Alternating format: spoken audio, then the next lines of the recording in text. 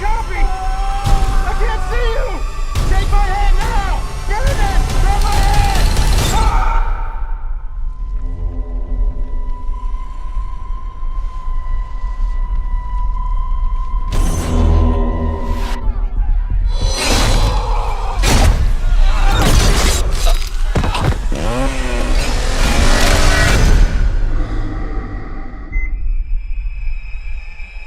My grandmother was right. The boogeyman was real. It's over. We can't hurt anyone ever again.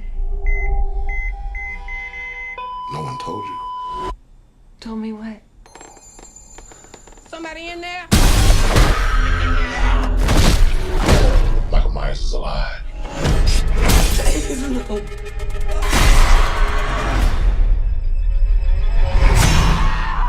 Stop! You had a knife in your stomach. You and Allison should not have to keep running.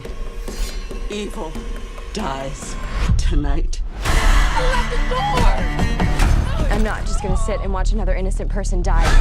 If you track Michael's victims, that's a straight line to Michael's childhood home. What do we do? We fight. Let's hunt him down. Michael Myers is flesh and blood. But a man couldn't have survived that fire. The more he kills, the more he transcends. Run! Go now! He's the essence of evil.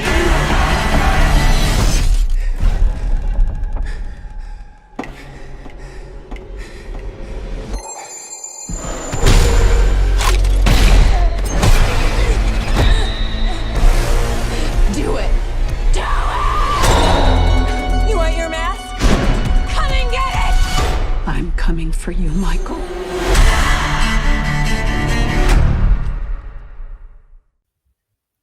Hello everyone, I am Sean and welcome once again to my Horror Corner.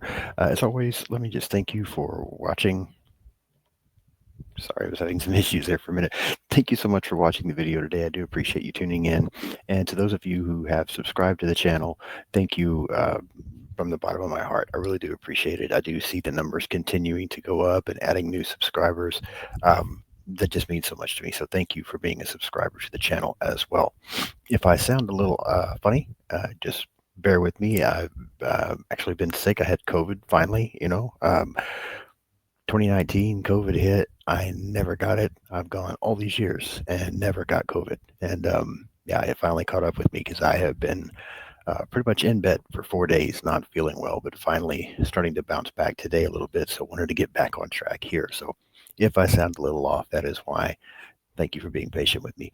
Today, we are going to continue on with this Halloween franchise like we've been doing. And we're going to be talking about Halloween Kills from 2021. Now, before we get started, I do want to show one thing today as far as collectibles. Last week, when we talked about Halloween from 2018, I showed you the Ultimate Michael Myers figure that I had picked up from that film. And so this time I also have the Ultimate Michael Myers figure from Halloween Kills. Let me get that straight where you can see it. Pretty cool packaging. There's the inside. I keep going the wrong way with my camera, but yeah, I think that one's really cool. I like that. Yeah, I like that one a lot. Halloween Kills, Ultimate Michael Myers figure. So yeah, I thought that one was pretty cool. Just wanted to show that one before I got started today. All right, now Halloween Kills picks up right where Halloween from 2018 left off. So let's talk about a few things, the behind the scenes stuff about the film. Let me start, of course, with the synopsis like I always like to. It says, minutes after Laurie Strode, her daughter, and her granddaughter left Michael Myers caged and burning in Laurie's basement, Laurie is rushed to the hospital believing she finally killed her lifelong tormentor. But when Michael manages to free himself from Laurie's trap, the bloodbath resumes. As Laurie fights her pain and prepares to defend herself, all of Haddonfield rises up against Michael. Now a vigilante mob sets out to hunt Michael down once and for all. And that's the basic synopsis for Halloween Kills. Let me get a drink of coffee. Yeah, like I said, please bear with me on this episode. I finally now understand what everyone who went through COVID talked about as far as it just making you feel exhausted and no energy. That's where I've been for a few days now. So, um, yeah, Halloween Kills was released October 15th of 2021, directed by David Gordon Green, written by Scott Teems, Danny McBride, and David Gordon Green. Based, of course, on characters created by John Carpenter and Deborah Hill. Produced by Malik Akkad, Jason Blum, and Bill Block. Cinematography done by Michael Simmons. Edited by Tim Alverson. Music by John Carpenter, Cody Carpenter, and Daniel Davies. Production companies Miramax, Blumhouse Productions, Trancas International Films, and Rough House Pictures. Distributed by Universal Pictures. A runtime of 105 minutes, $20 million budget, and a box office of 133.4 million. So still performed very well at the box office. However, scores down just a little bit from the previous film. Critics only had this one at 39% on Rotten Tomatoes and the audience at 66%. Let's briefly go through the cast here. Jamie Lee Curtis returns as Laurie Strode. Judy Greer returns as Karen Nelson. Andy, still don't know how to pronounce her last name. Matichak, yeah, whatever, as Allison. Will Patton as Frank Hawkins. Anthony Michael Hall as Tommy Doyle. Robert Longstreet as Lonnie Elam. Dylan Arnold as Cameron Elam. James Jude Courtney returns as Michael Myers. Charles Cyphers as Lee Brackett. Nancy Stevens as Marion Chambers. And Kyle Richards as Lindsay Wallace. So that's the cast for the most part. There's a few others that we could have mentioned, but that was the prime cast. Some behind the scenes things about the film. So the premiere of the movie was delayed 1 year due to the COVID-19 pandemic. Kind of ironic. The film was originally intended to be shot back to back with Halloween, but producers decided to wait and see how the 2018 movie actually performed before they went on with this one. Paul Rudd was approached to play Tommy, since he had played Tommy in a previous Halloween film, but he was unavailable due to a commitment to Ghostbusters Afterlife. The movie was filmed in North Carolina. Kyle Richards, who we mentioned earlier, plays Lindsay, broke her nose in a action scene with Michael, but hid it until completion of the scene, so she would not be replaced by a stunt double. Kind of the only behind the scenes facts you might say that I have there for Halloween Kills. So let's get into the plot now and kind of go through it a little bit and give you my opinion on this movie. If you remember correctly, I was a big fan of Halloween from 2018. So yeah, we'll see what I thought about this sequel. I've heard a lot of people trash this movie. And I will go ahead and say ahead of time, I don't know that this movie deserves. I don't think it deserves some of the hate that it gets. There are those that like it as well, but I just hear a lot of people seem to rip this one, and this one I'm not 100% sure why. But let's talk about the film a little bit. So we get the opening of the movie. Cameron, Allison's boyfriend, who she had the argument with there towards the end of the 2018 movie.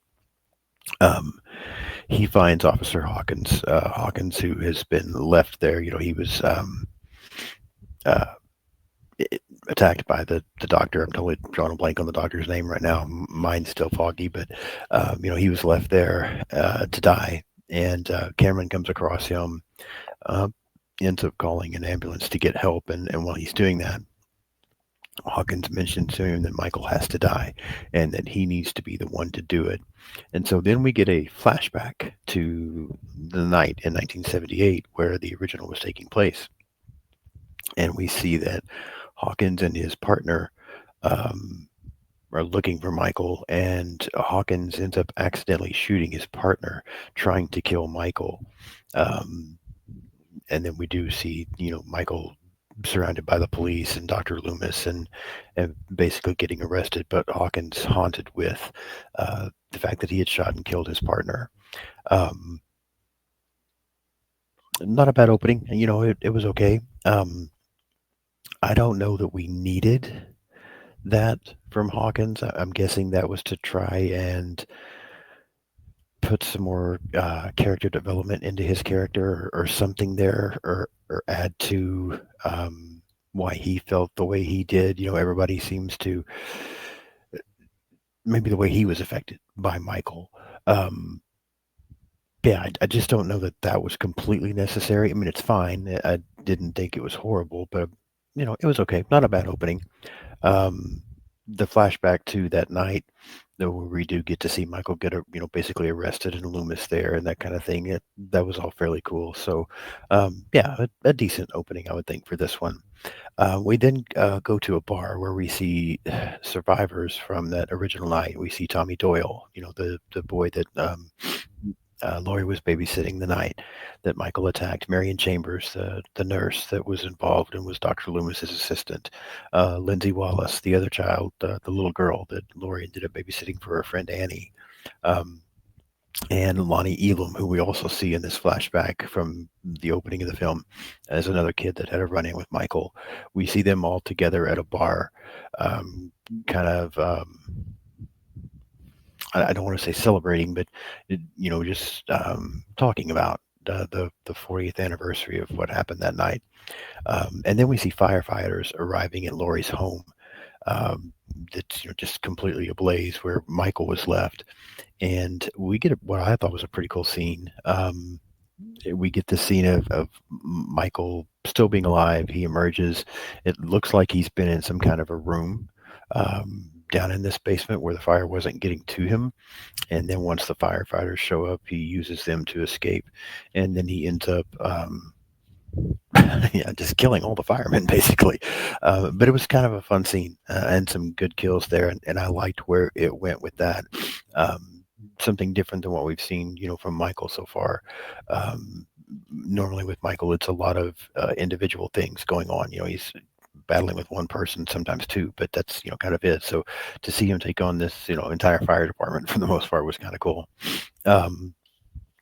All while this is going on, Laurie is undergoing surgery for the injuries that she sustained when her and Michael clashed there in the film from 2018. Tommy hears of Michael's returns. Michael, still being alive. The news gets out. Michael's headed back to Haddonfield, and so Tommy basically forms this mob to hunt down and kill Michael. And we get this whole beginning of this evil dies tonight thing that we hear several times throughout the film.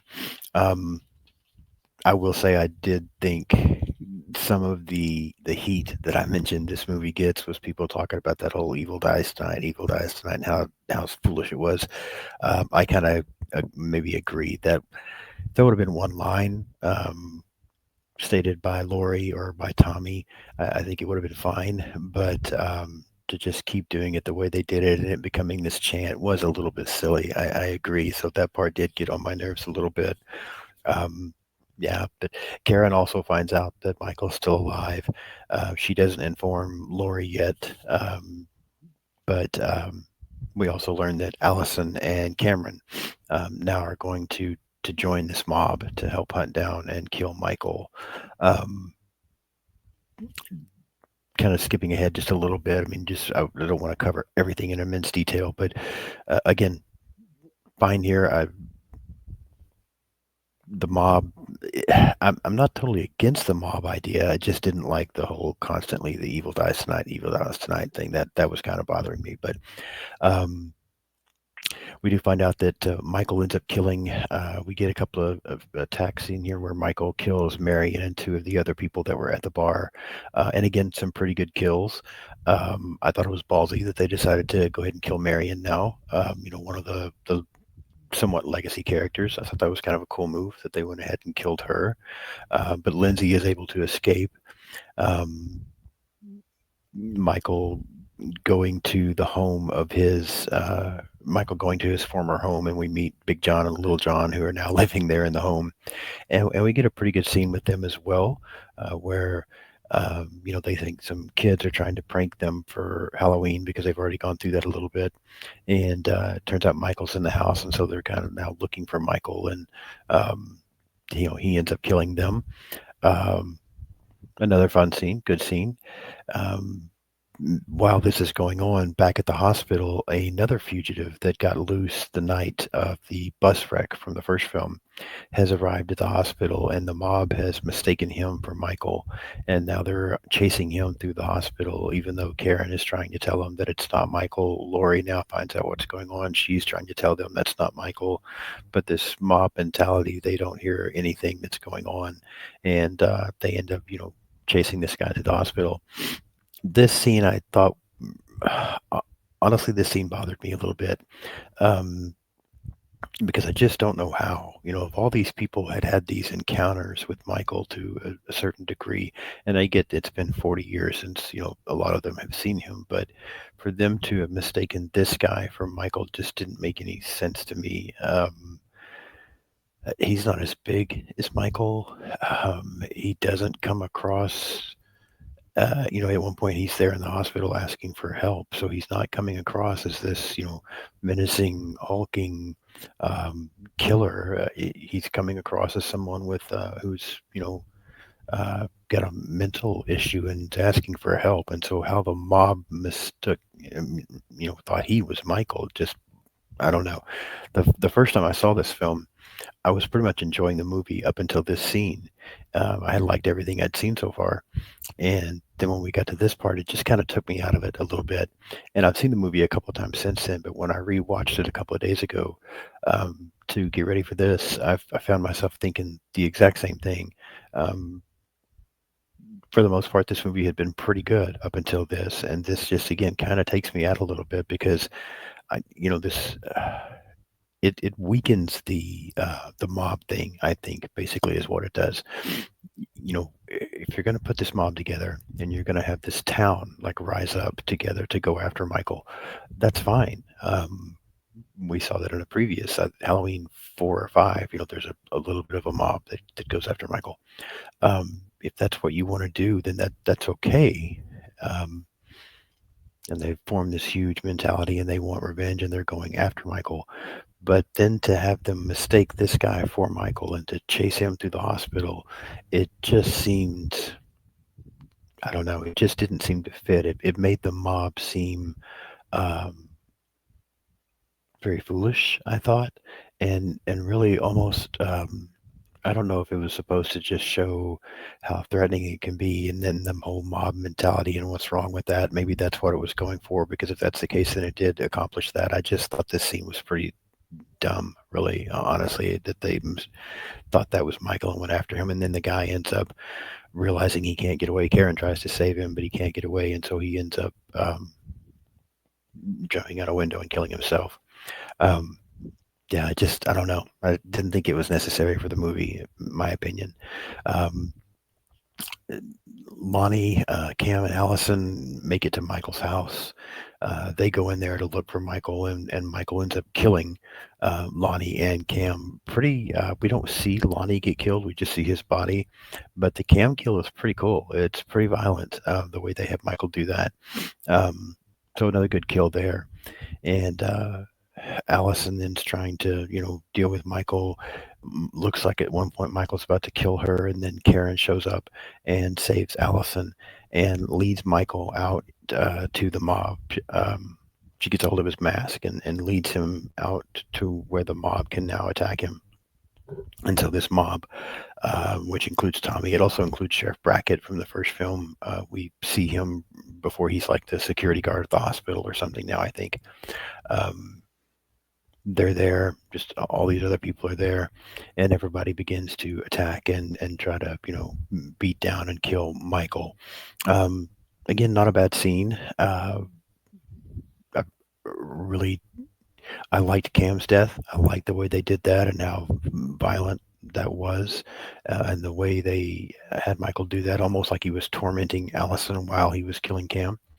Um, and then Karen showing up and saving Allison and being able to lure Michael out to the mob. Not bad. I thought that was pretty good. And then the mob just goes off and they're, basically beating the hell out of Michael, um, including Karen, who gets, one stab in before she returns back to Michael's home where the police have arrived and where Allison is and that kind of thing.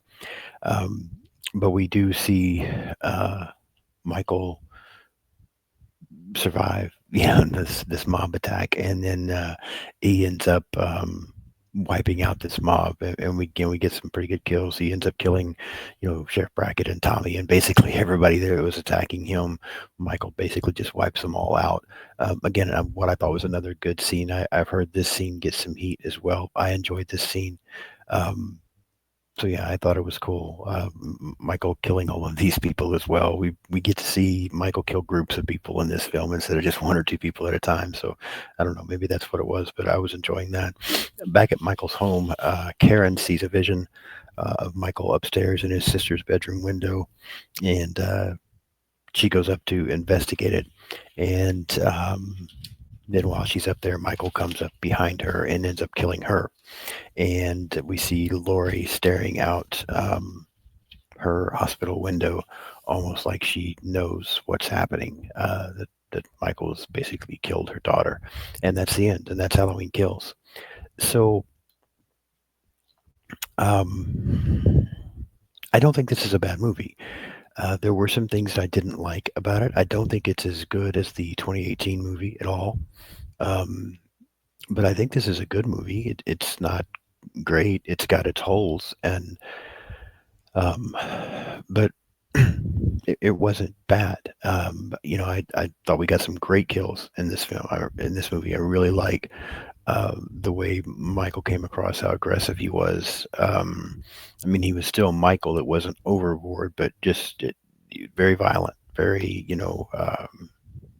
yeah, get to it.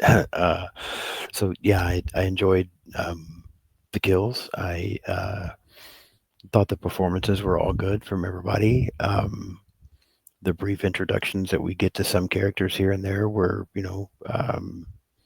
Anthony Michael Hall as Tommy. Something about the Tommy character in this film seems odd to me, but I'm sure it's just the, I guess, the way he was scarred from everything that had happened. I don't know, but I didn't find Tommy very likable. Um, but the majority of the people are fine in the film. Um, yeah, I think if it hadn't been for, we get a couple of subplots here and there.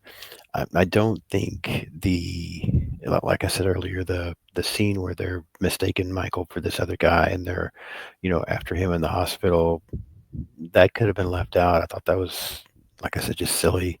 Um, and the whole "Evil Dies Tonight" chant that just kept going on, that got annoying as well.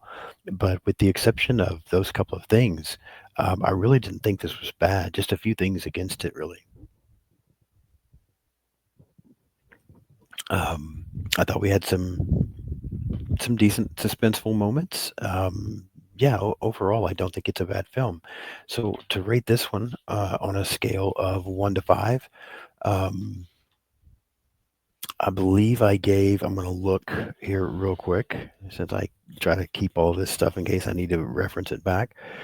I gave Halloween from 2018 a 4 out of 5. Um, I think this one is maybe just a step below it. Again, overall, I think it's a good movie. I think I would probably say 3.5 out of 5 for Halloween Kills. Um, I considered a 3 for a little bit, but I really like the kills in this movie, and so I think that gives it that extra half point to a 3.5. So yeah, not a bad film as we get close to wrapping this up in this new Halloween trilogy. I'm going to save my thoughts for Halloween Ends till the next episode. But yeah, I enjoyed Halloween Kills. I thought it was a good movie, and enjoy its addition to the Halloween franchise and what this new trilogy was doing. And at this point, I can tell you, after seeing Halloween Kills, I was very excited for Halloween Ends. I really wanted to know how they were going to finally try to wrap this up. I have seen Halloween Ends. I saw it when it first came out.